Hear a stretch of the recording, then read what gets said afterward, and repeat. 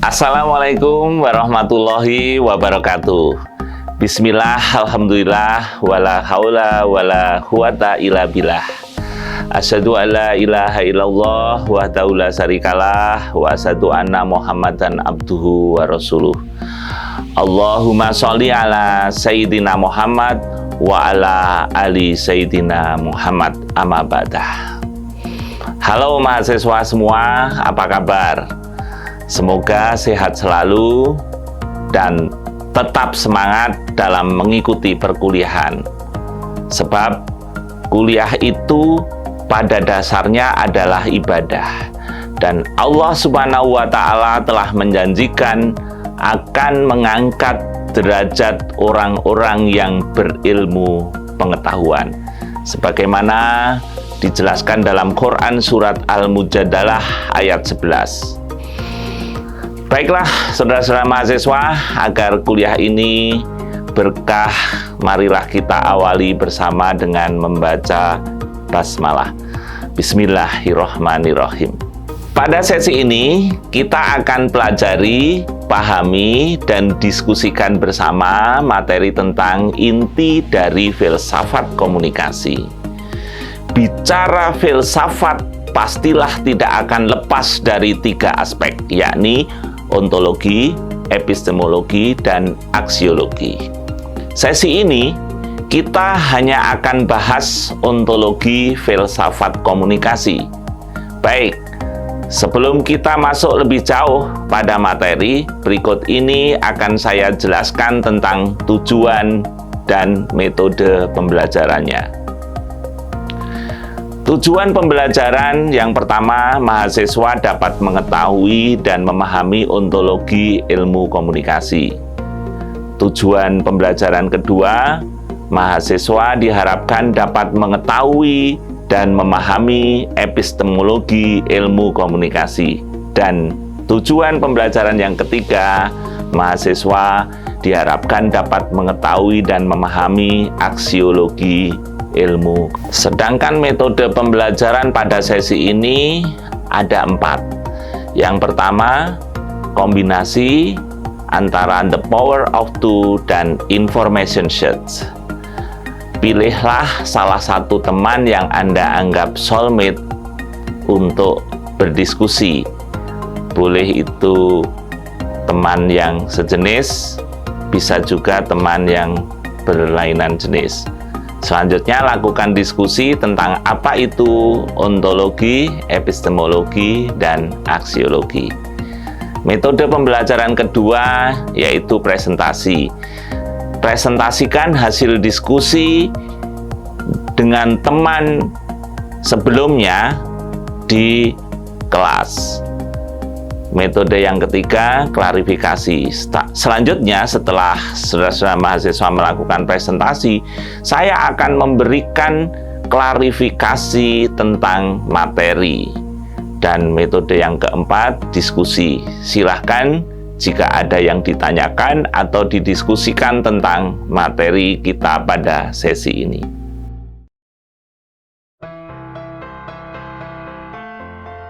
Baiklah mahasiswa semuanya, tiba saatnya saya akan memberikan klarifikasi terhadap materi sesi ini. Yang pertama, ontologi. Apa itu ontologi? Ketika kita bicara ontologi, ada 3 hal yang perlu dibicarakan. Yang pertama adalah pengertian, yang kedua hakikat, dan yang ketiga adalah kajian objek. Yang kedua, epistemologi. Ketika kita bicara epistemologi filsafat, maka kita akan berbicara bagaimana atau how, cara mendapatkan ilmu tersebut. Dan yang ketiga, aksiologi. Kita bicara tentang untuk apa atau how use, penerapan ilmu tersebut dalam kehidupan sehari-hari. Baik, saya akan mulai terlebih dahulu pada sesi ini dengan memberikan klarifikasi tentang ontologi. Sebagaimana yang sudah saya jelaskan sebelumnya, pokok bahasan ontologi itu meliputi 3 hal. Yang pertama, pengertian atau definisi. Yang kedua, hakikat atau substansi. Dan yang ketiga, objek kajian. Pokok bahasan ontologi yang pertama adalah pengertian atau definisi. Secara etimologi, komunikasi berasal dari kata communication, bahasa Inggris, atau communicatio, bahasa Latin, yang berasal dari kata dasarnya adalah communis, artinya sama. Maksudnya adalah sama pengertian atau sama makna. Nah, inilah pengertian atau definisi yang paling mendasar secara etimologi tentang komunikasi.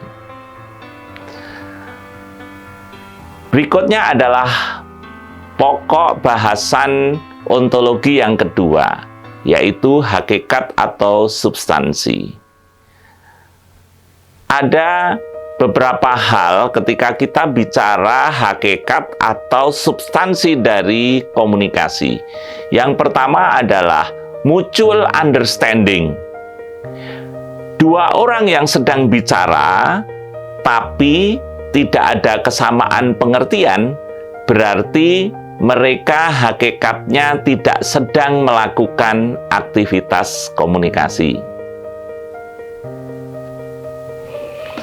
Untuk lebih mempermudah pemahaman kita tentang pengertian komunikasi, saya akan berikan contoh sebagai berikut. Seorang mahasiswi yang bahasa Inggrisnya pas-pasan atau minimalis, suatu hari ketika jalan-jalan di Malioboro, bertabrakan dengan seorang bule. Selanjutnya terjadilah percakapan sebagai berikut. Si mahasiswi mengatakan, "I'm sorry, sir." Kemudian bule menjawab, "I'm sorry too." Si mahasiswi bingung karena pengetahuan bahasa Inggrisnya pas-pasan, ia harus jawab apa? Kemudian mahasiswi menjawab, "I'm sorry three." Nah, kemudian yang bingung ganti bulenya. Kemudian jawab, "What are you sorry for?" Mahasiswi semakin bingung, kemudian menjawab, "I'm sorry five." Bule semakin bingung. Inilah bukti bahwa ketika dua orang sedang berbicara, itu belum tentu terjadi aktivitas komunikasi. Kenapa? Karena tidak terjadi mutual understanding. Tidak terjadi kesamaan pengertian. Pokok bahasan selanjutnya yaitu tentang kita masih bicara tentang hakikat ilmu komunikasi. Komunikasi pastilah selalu memiliki unsur-unsur komunikasi.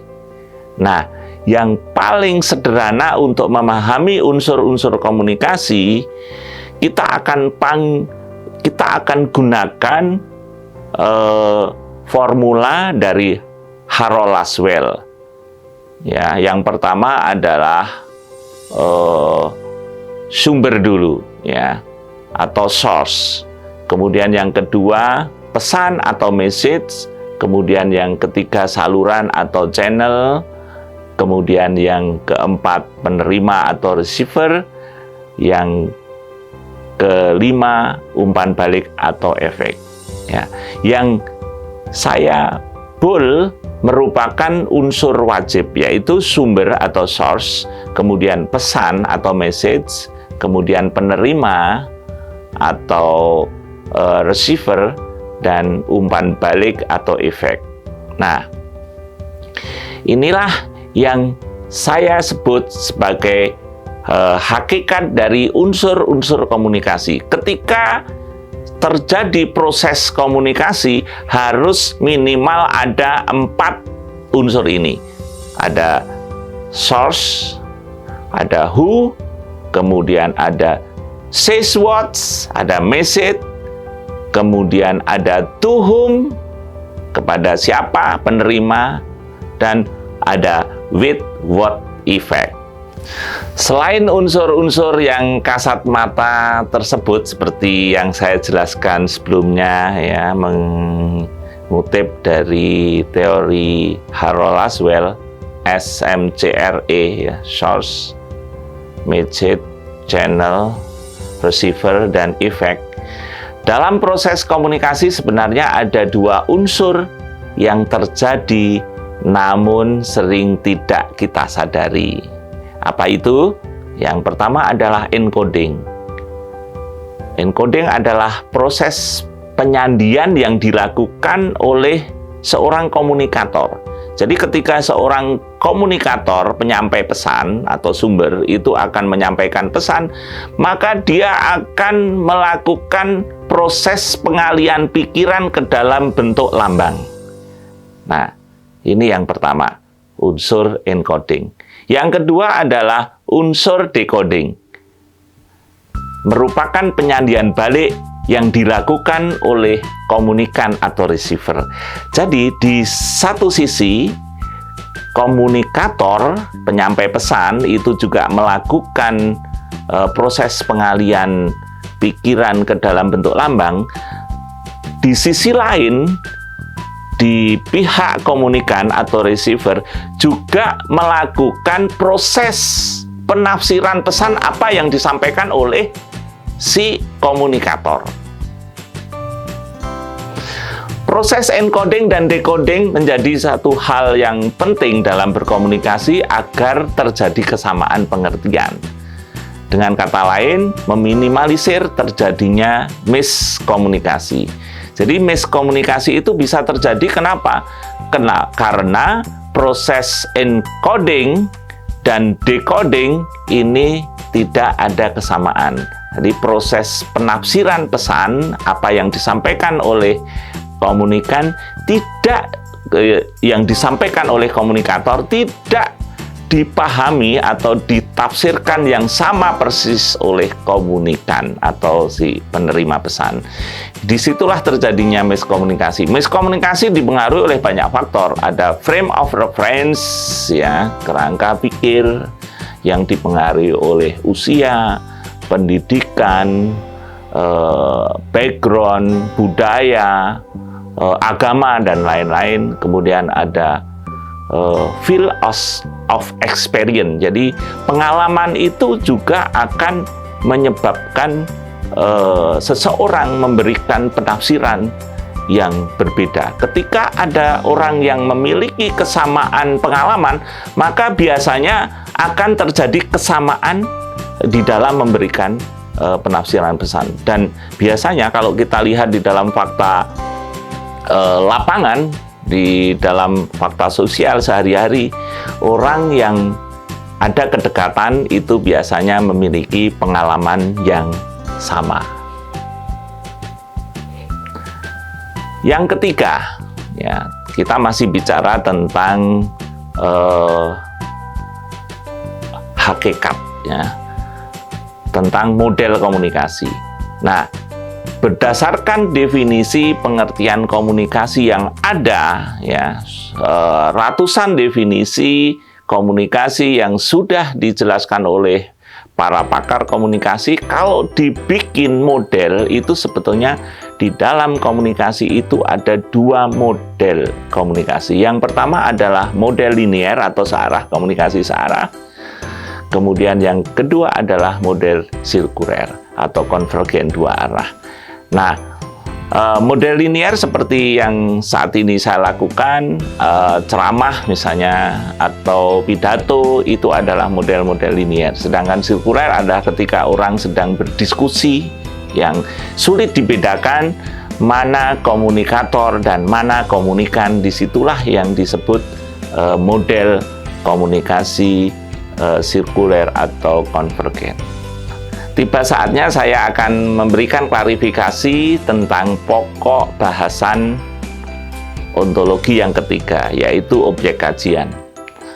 Nah, sebelum saya menjelaskan tentang objek kajian dari filsafat komunikasi, saya akan jelaskan terlebih dahulu bahwa di dalam objek kajian filsafat itu pada dasarnya ada dua hal yang dibahas. Yang pertama adalah objek material. Yang kedua, objek formal. Objek material filsafat itu meliputi tiga hal. Yang pertama, hakikat Tuhan.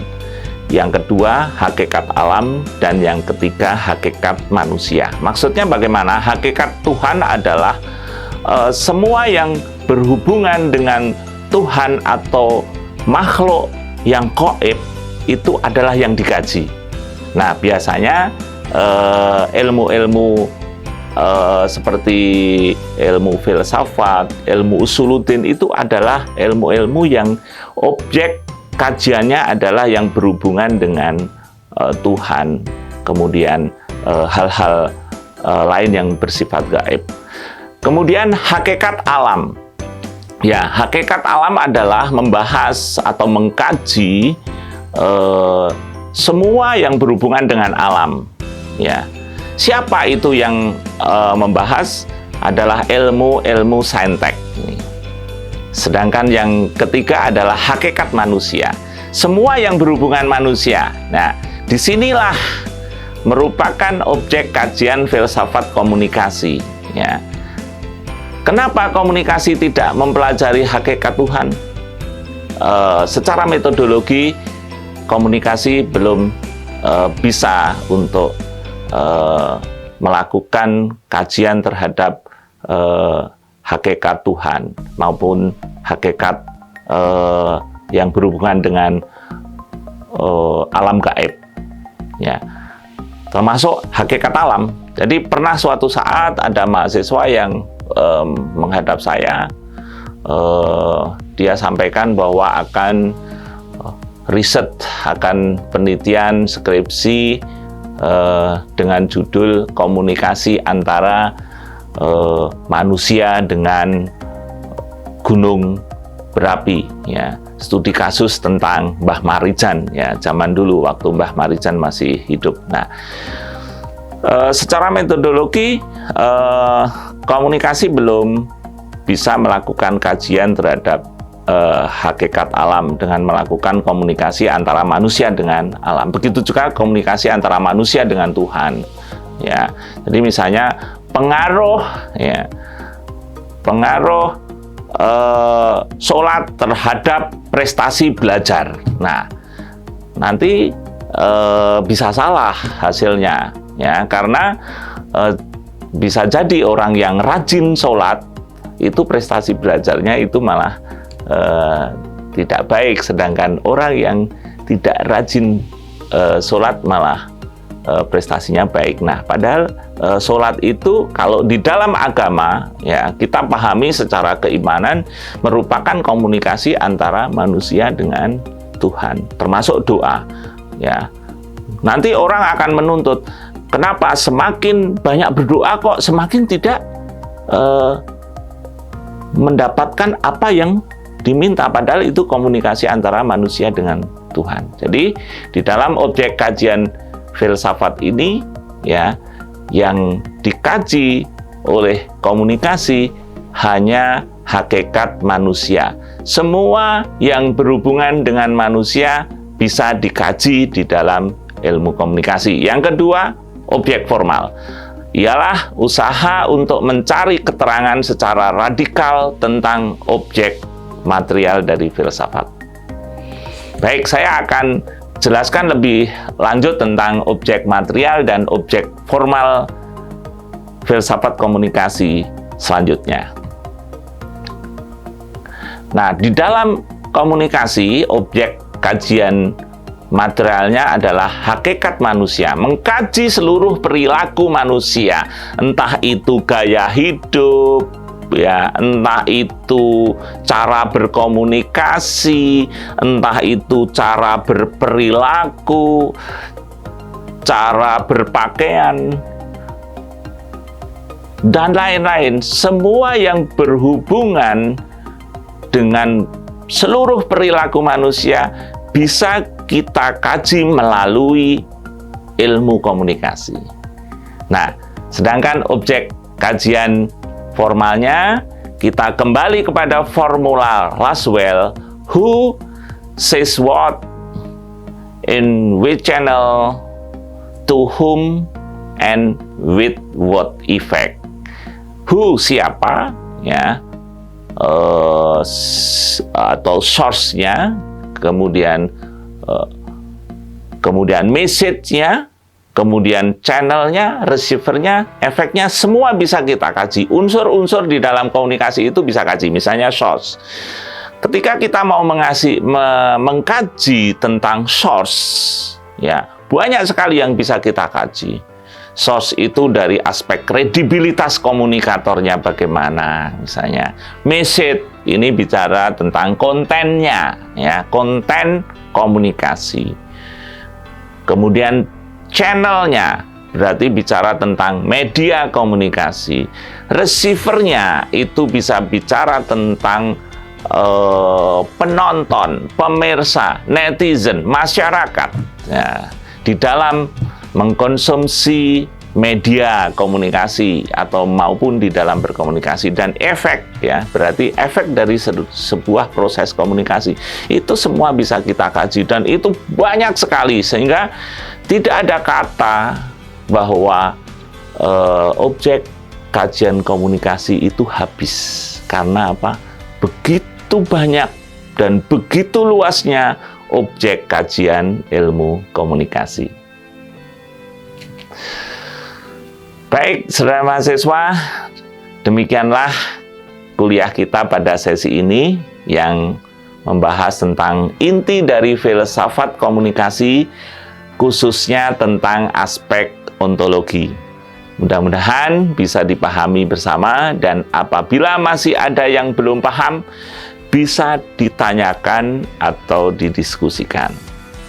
Terima kasih atas perhatiannya, dan mohon maaf jika ada kekurangannya atau kesalahan saya di dalam penyampaian. Marilah kuliah kita akhiri dengan bersama-sama membaca hamdalah. Alhamdulillahirabbil alamin. Wabillahi taufik wal hidayah wa ridho wal inayah. Wassalamualaikum warahmatullahi wabarakatuh.